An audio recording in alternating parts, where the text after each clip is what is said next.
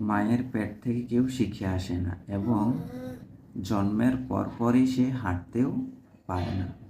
তাকে জন্মের পর মা আস্তে আস্তে হাঁটানো শিখায় এবং তাকে বিভিন্ন কলাকৌশল যখন সে বড় হয় ধীরে ধীরে তারপর তাকে শেখানো হয়।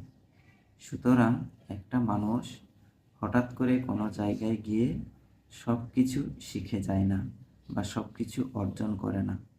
তার মধ্যে যতই কিছু থাক না কেন, যতই লেখাপড়া থাক না কেন, ডিগ্রি থাক না কেন, তাকেও সেখানে কি করতে হয়? শিখতে হয়।